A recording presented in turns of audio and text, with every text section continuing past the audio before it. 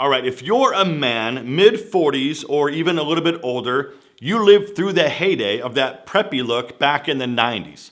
So you might be wondering why that old preppy look, which is now called the old money aesthetic, why that's even becoming this huge trend, because it's literally everywhere, especially with the younger guys.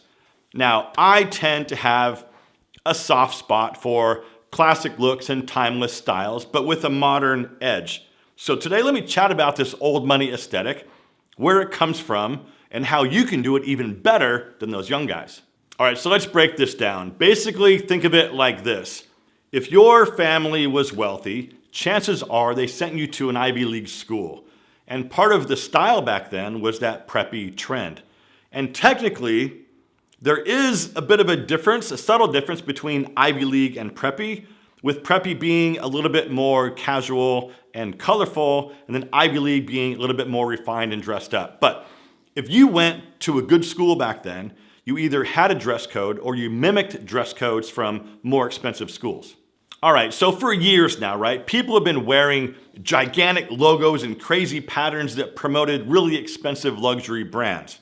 And it's like if you had any money at all, you wanted to go buy those super expensive brands and splash it all over yourself to let other people know that you could afford it.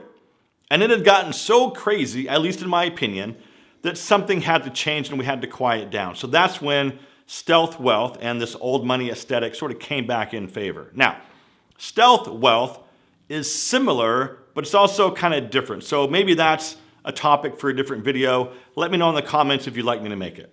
So for me, one name just epitomizes that old money aesthetic, and that's Ralph Lauren.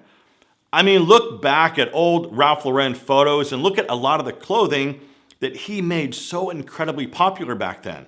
Classic turtlenecks, classic cardigan sweaters, classic button-down shirts in blue and white that were always, or at least mostly, tucked in.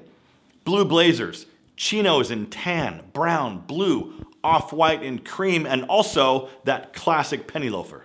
And also pay attention to the fit because it wasn't too skinny and it wasn't too loose. Now, part of my problem with the way that it's being done today with the younger generation is that it doesn't really work. And the reason I say that is because they're combining the general look, right, of that old school preppy and Ivy League look, but they're doing it with a lot of the trendy, like really oversized clothing, and that just doesn't look quite right, at least in my opinion. Now, yes, I'm a style guy, and of course, I get that, right? Oversized clothes are this massive trend, and I do, of course, understand combining that trend with that older preppy aesthetic. But at least from what I've seen, it looks just way too try-hard. Here's a perfect example. The tennis sweater worn over the shoulders. We haven't seen that look in like 30 years, and all of a sudden now it's like this big thing. Look, nobody wears their sweaters that way, and it looks like these guys are just trying way too hard.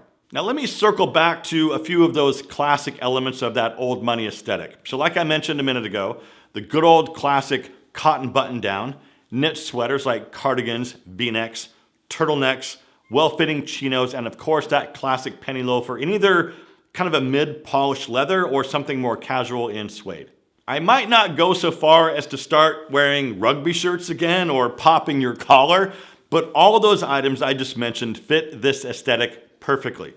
And what's crazy is that a lot of these things you probably still have in your closet right now, and you're not wearing them because maybe you think they're outdated. But the cool thing is, most of what you probably have can absolutely be worn today. And I might even argue looks better on us than the young guys. And the reason is, we know how to wear it. And I know I talk about avoiding trends, but this one's pretty easy for us. I mean, look, let's face it. We're more refined, mature, understated, without the need to be overly flashy. And there's just something about the maturity and the confidence that comes with age that elevates this particular trend a lot more than a lot of other trends that come and go pretty quickly. And the beautiful thing is, everything about this trend is versatile, timeless, sophisticated, and comfortable. It's a win-win. And really quick before you guys take off, if you missed this video right here, you've got to check it out next. Thank you so much for watching. Live well, and I'll see you in the next one.